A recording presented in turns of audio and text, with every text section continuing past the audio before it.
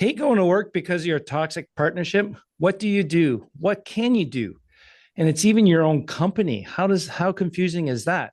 Well, Paul Gardner, my buddy, and I will share our experiences with toxic partnerships. Paul is the president of Rock Solid Supply. He is driven by a passion for uncovering possibilities and bringing clarity to complex challenges. He has a natural ability to strategize, adapt, and innovate, and thrives at the intersection of creativity and results. He energizes everyone around him by painting a clear picture of what's possible, and damn it, you will actually believe him. Paul, thank you for joining us today. Thanks, Andre. Good to be here. Thanks for having me. Well, we talked about this topic a long time ago while we were at a strategic coach workshop, and I've gone through it. It was really nice to know that someone else went through it, because a lot of times in the entrepreneurial world, we feel like we're the only ones screwing up.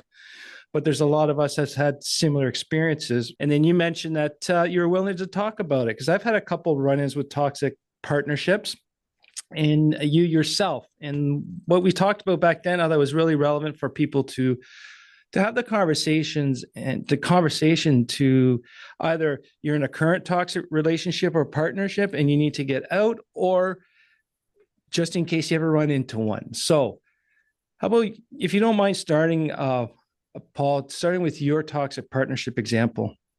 Yeah, it's interesting because this was a long time ago for me at this point. And when I started this company, or I bought this company back in 2018, when I took it over, it was to be the polar opposite of my previous experience. And my last 5, 6 years here has been incredibly positive from that perspective. So, and as I reflected back on that, and I took some time off actually to really think about what had transpired and how I landed where I landed. And it was interesting, because when you really stop and you go, you just don't even realize it's happening Yes. in those early days. And it was the beginning of the relationship. You think everything's roses, and you don't really have the foresight of that. And it's something that developed because of the nature of the business and the nature of the partnership. It really took about 5 years for it to even transform into that. And so, To transform into the toxicity you're referring to. yeah, Okay. So that was because a slow burn. it was a very slow burn, and primarily because initially it was a more of an arm's length partnership, but then it became much, much more operational. Um, and so when it became more operational rather than just financial, it it really, the rub from being operational partners became incredibly toxic, like incredibly toxic, that I didn't have the foresight to see that coming. So it wasn't fun. It was incredibly stressful on me, my marriage, and my family. Mm-hmm. And yeah, I mean, it was just one emotional roller coaster after another. I mean, I remember being at one point I was in Italy with my wife and daughter, and I'm on the phone to the streets of Italy, and we're just going at it. Like, it was not fun at all. Yeah. And my wife and I were just back there recently, and we sort of, I don't want to say reenacted it, but certainly relived a little PTSD from the experience, because it was that bad. It was actually that bad. So in what way how would you describe the toxicity? Is it more just all out fighting, arguing, not talking to each other, tension? Yeah, I think the hardest part of it was the impact on the people around us. Mm-hmm. It's one thing if you're going at it fighting with your partner or whatever, that's one level, but the game playing that goes on with team members, it was a decent sized business of, roughly call it 100 people. Mm-hmm. Um, and the intricacy of the teams and the teamwork that needed to go on, it really impacted the running of the business and the relationships within that business. Would that also affect the clientele as well?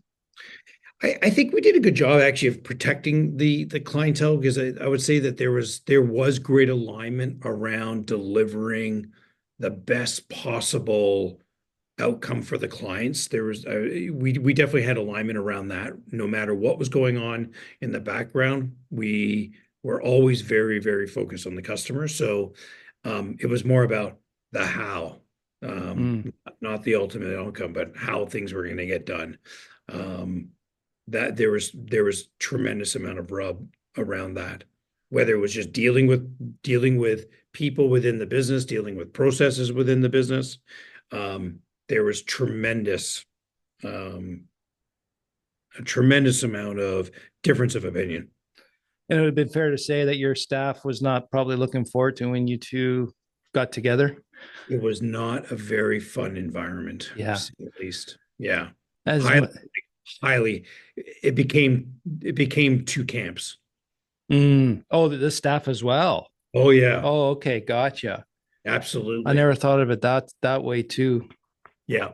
Yeah, it was bad. It was not a good situation. So, Wow. um, yeah. And there was a talk there was actually strangely enough, there was a bit of a toxic client at the same time. That I Took can't go into some of those details. took advantage of the situation. Yeah, well, yes, quite frankly, for sure. And was Yeah. very, very actually abusive to one of our salespeople. It was, Mm. yeah, and they knew exactly what they were doing. They were totally manipulating the situation. But that's So also a good point too, is maybe not what we got to be aware of as business owners is not only the toxicity of partnerships or internally in our office, is even some of your clients as well can be toxic. And that's a whole different conversation on other podcasts as well, where yeah, sometimes you need to fire them. But yeah, for sure. for my example, my first company, Jade Engineers, just another damn engineer, I partnered up with another manufacturer of equipment that I first started in the industry, Yeah, and they approached me. They wanted to be, I know well the equipment, I can help with the service side, and then we can mesh the engineering side outside of the manufacturing facility and be on more just our own little self on the side. So they came to me, but their rep was not very in favor of this situation. And what happened was, very well versed and a capable manipulator and gaslighter, right. right?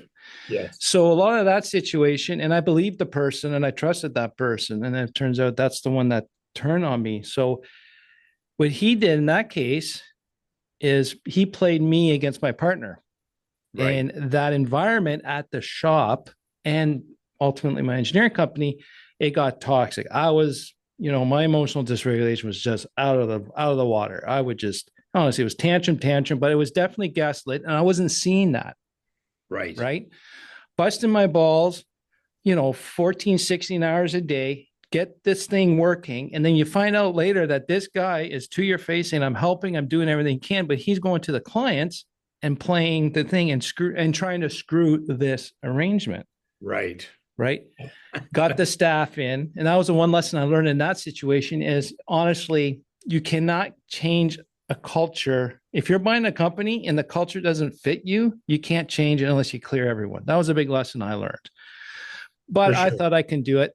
Um, and that place got so bad, very toxic. Like you said, it went to my home. It affected my family life, my friend life, and then to the point where now I was definitely rolling over to the clients as well. But health wise, I knew I got to, like, for me, fortunately, it was a year and a half.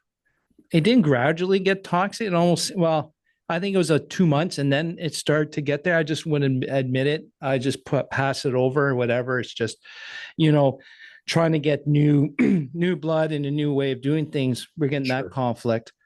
But it got so bad where actually I was counting the days I'd have a heart attack. When I started thinking that way, I said something's not right. And if I don't do anything, I will have a heart attack. So I tried different tactics to Yeah. make it work. Even finding out that guy played the whole scenario, I tried to do it. And I found a new definition of insane. You know, the definition of insanity is doing the same thing over and over and trying and Absolutely. accepting different results. Well, for me was doing multiple things and hitting the same damn wall is a Right. new form. So no matter what I did different, he was there to boom it. So my partners, the other company, wanted nothing to do with it. They didn't want to try and fix it. Of course not. So tried to fix that. And then in the end, I just, for myself, I called it off. So when you realized it got very toxic on your end, what was your next steps? Or, you know, you said you didn't have enough time for reflection, introspection at the time. So Right. what happened for, you know, once you identified it, what did you do about it? What did you try? Did you try to make it work, run, sell, buy, or whatnot? Yeah, I definitely, I'd probably say for a year and a half, I tried to make it work. Um, and it was, but it was, I ended up moving more into a sales role, which was fine. I didn't mind doing that part. But what I didn't realize at the time was that in retrospect, it was a bit of a manipulation to get me out of the building. So once I left the building 75% of the time, then it really started to get toxic. So Oh, so they purposely try to get you to run out. yeah, yeah. And so it actually started getting worse and worse and worse because I started running into more and more roadblocks within the business. Mhm. And I wasn't there enough to control the narratives. That's a good point about the controlling narratives because that other person was in the face of all the clients and I had Right. no control of that. Yeah. Exactly. So, I mean, that's what narcissists do, right? They manipulate to control that narrative. That's what they do. And typically they're very smart people. Very So intelligent. Yeah. very intelligent. And I'm going to say emotionally um, Deficient, lacking, suppressive, lacking. yeah, Yeah. just not aware even, or I would say almost not aware. Like it just doesn't even It come doesn't to register. register No. with it. It just doesn't, right?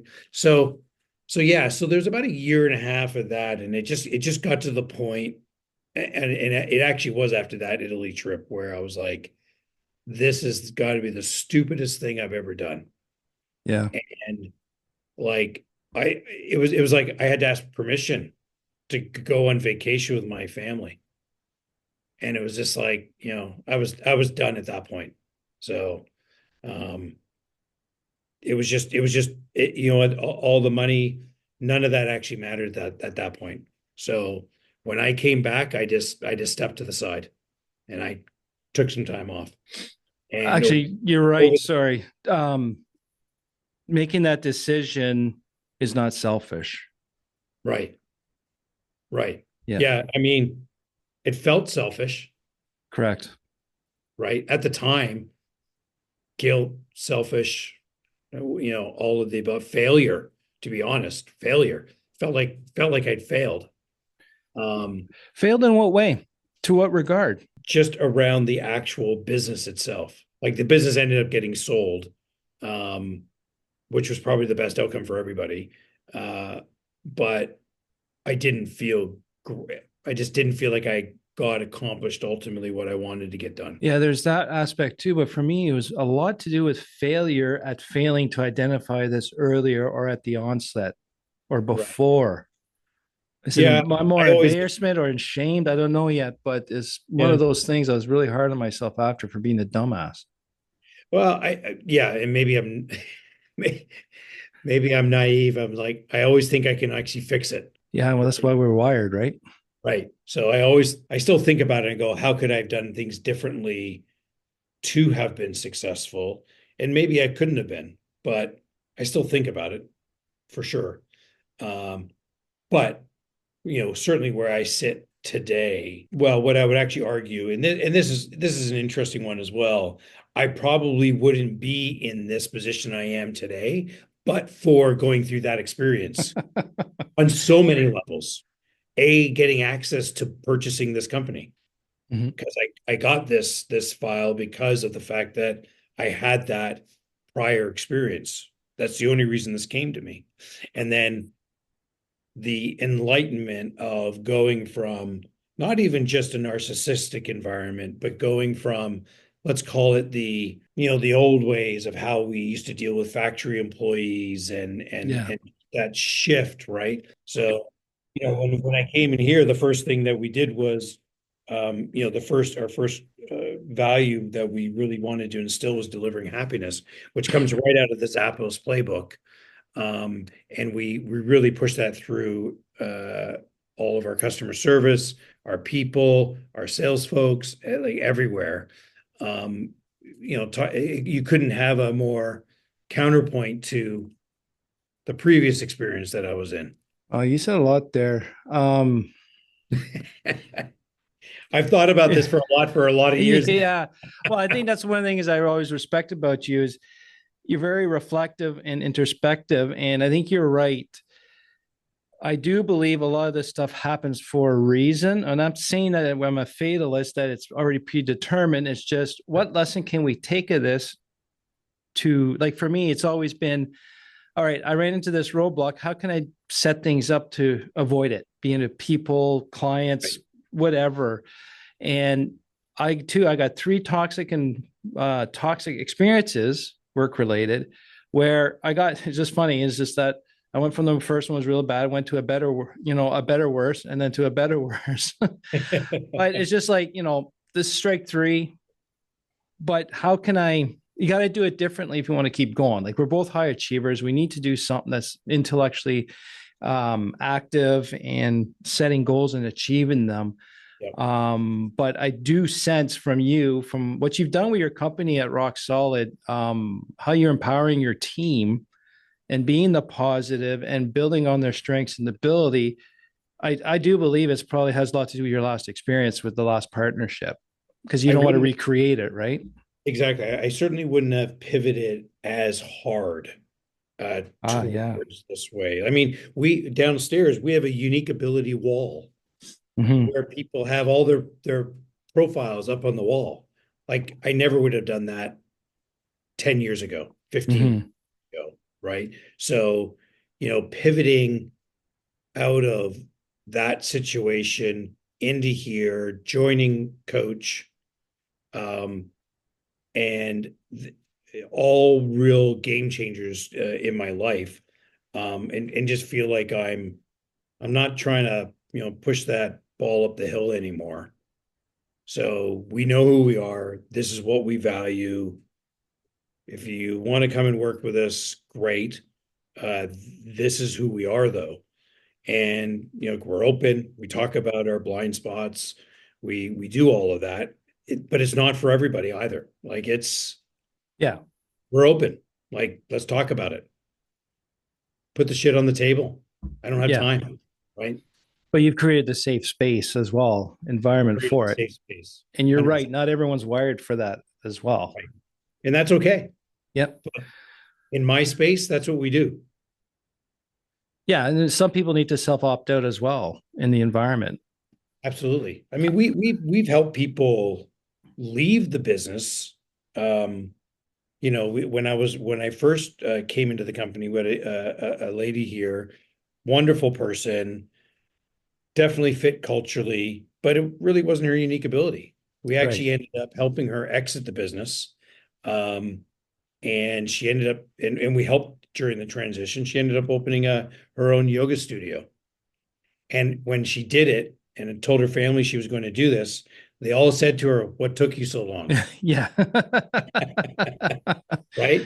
But those are one of those pillars that we hold as a story within the business to go, it's ultimately about you and your happiness and how do we help you live in that way of your unique ability, your strengths, and what a wonderful place to be in as opposed to Right. that narcissistic, competitive, backstabbing environment that is so toxic. And it does make a lot of people sick, whether it's heart attacks or otherwise. It's not a healthy environment. And I just, life is a choice, and I choose to not live that way. And that's what it is. It's a choice. And the Choice. other thing too is a lot of people will justify it by sticking around because it's very fruitful. It makes a lot of money. Makes a lot of money. They Yep. got a lot of prestige. The other thing too is feeling embarrassed and feeling like a failure if you're going to exit to see if I can do to move forward. Hey, I was scared shitless. I was. Hey, I it's was just not like, easy. I was like, I am so unemployable.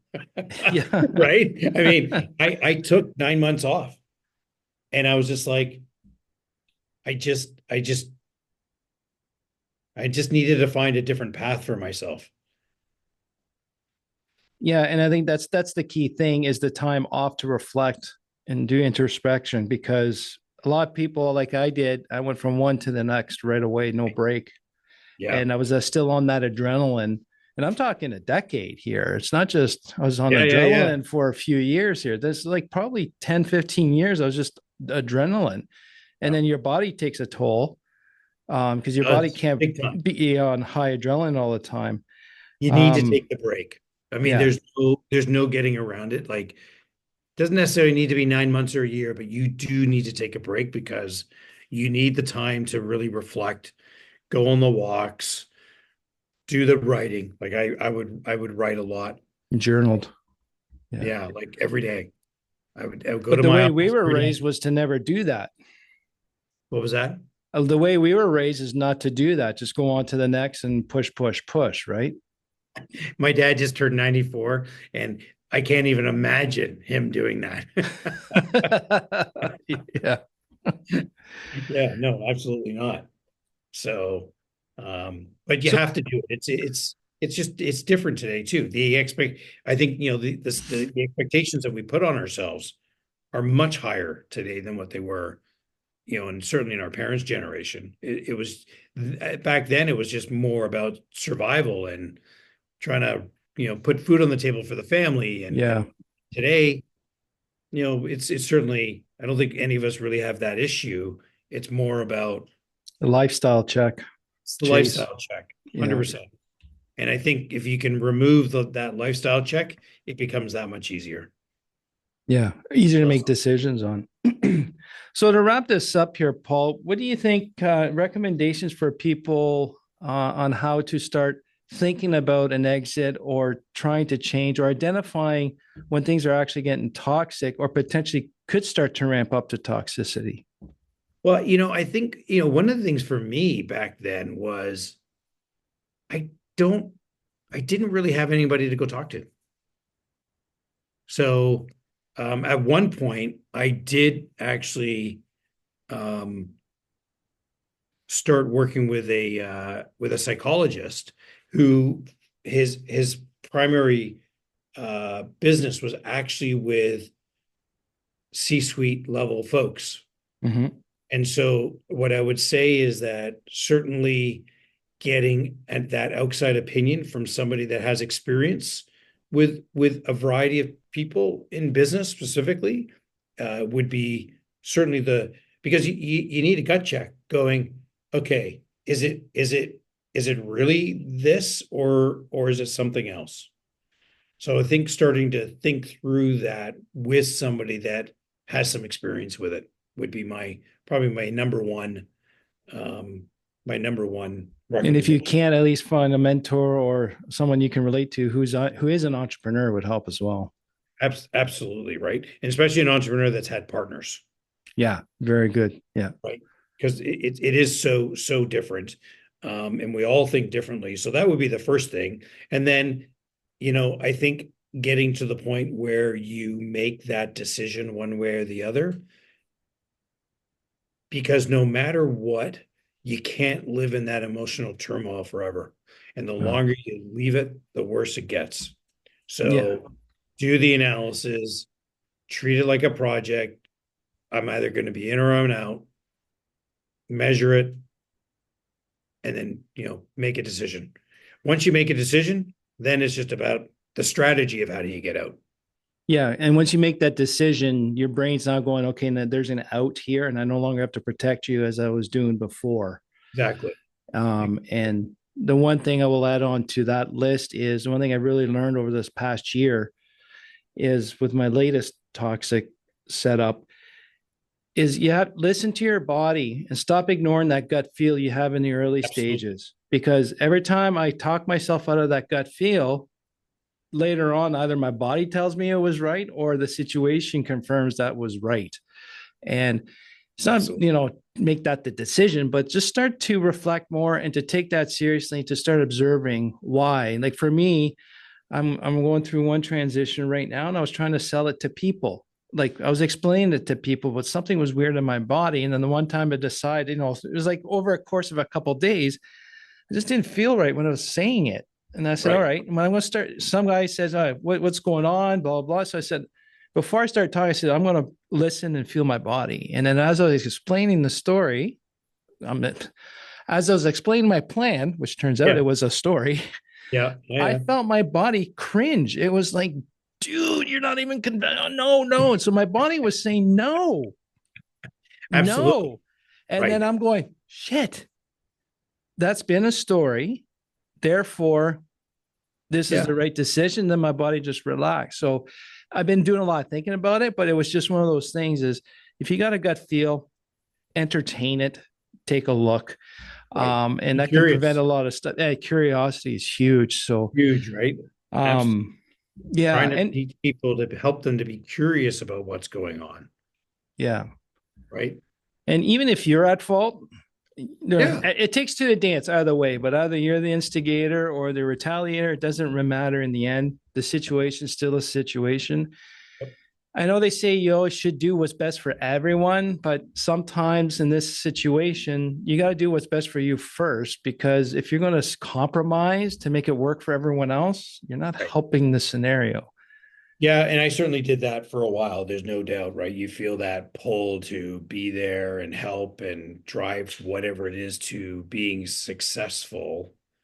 Well, and we're committed to our commitments. That's the other downfall, right? Yeah, no, for sure. Like I don't walk away from things easily. Like that's not who I'm not wired that way. Yeah. So it was hard to walk away from that perspective. So, but getting that clarity and for me, that was actually why I needed the outside help, because that person helped me realize that this situation was never going to change.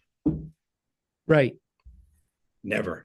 Well, and the other thing too is we were also raised saying that you got to figure everything out by yourself if you want to be strong, right? So we got to get over that training from back then that it's okay to ask for help. Absolutely. And we can't figure it out. If that was the case, we wouldn't be having these conversations, right? Everything be hunky dory. I go back to my dad. He's 94 and he still doesn't want help. Yeah. Well, cool, man. We got a lot of good stuff here for everyone. I learned a couple good things. Thank you very much. Like the one is, toxicity in any environment creates a lot of games within the team, within your clients, and it divides not just you and the partner, but everyone around. And it has a big impact on family. Huge. And trust me, huge. Because I don't care what anyone says. Everyone brings their shit at home after work. Either you mask it and then you show it in different ways, or you bring it head on. It doesn't matter. Absolutely. The taking the time off, like you said, Paul, I think is very, very, very important for reflection and introspection, or because I think I'm saying that wrong, but I think everyone understands what I mean by that, is to assess what happened. And ultimately, the most important thing is what you're going to do next and how you're going to do it differently, because that is the key to not getting yourself in that scenario. I went 2 times. First time, I thought I could do something different, but I ended up getting in the same trap. So the third one I got into is not the same. It was a different pile of shit, which is a positive. But, I have learned a lot. These are all experiences to learn from to have a better future, guaranteed. If you reflect, you take a look, and then, like you said, talk to someone who's had that experience or has had that experience with a lot of other people that can help, or as a minimum, talk to another entrepreneur who's had partners. Because being an entrepreneur in your own business, it's different. Wiring in the head, it's different experiences that someone else who just has a 9 to 5 job, it doesn't have the same experience, and they'll mean well to help you. But with my experience, you're not just going to get the help that you need. So it's got to be an entrepreneur who's got another partner.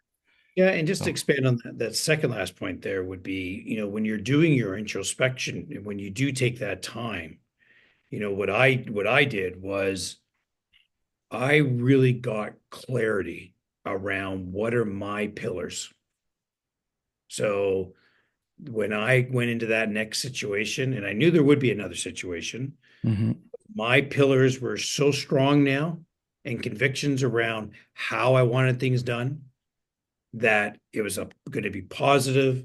It was going to be, if it wasn't meeting certain objectives around the direction I wanted, I just simply wasn't going to do it again. Right. I had very clear-cut ideas around what I wanted. So it's hard to follow that one. That's a good bombshell to end the episode. That's a good one, Paul. There you Would have go. been nice to start off with that, but no, I'm just joking. I think that's a great way to end it. But for you, the listener, you need to identify the toxicity ASAP, and you have to deal with it pronto. Discussions, buyout, sell out, leave, because ultimately you got to take care of yourself, because it's not healthy.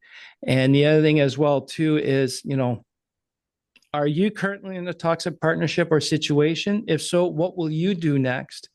And to make sure to take that time off and break afterwards to do some reflection so we don't repeat the pattern, because that's a lot of times what I've learned a lot with the past trauma, mental health, is we don't want to get trapped in the same patterns. And like Paul explained, the only way to get out, well, I didn't say it this way, but I'm putting the two thoughts together. To get out of that pattern, you have to reflect and take a look and understand what happens to prevent it down the road. And that has to be a conscious, cognitive effort to do. And let me know if you're in a situation like this, or if you want to talk it out. You can email me at andre@theimpulsivethinker.com. I'd love to hear from you anytime. And Paul, my friend, thank you so much for having this conversation today. Very important. That was great. Appreciate it. Great conversation. And to you, the listener, thanks again for learning with me. We'll talk to you soon.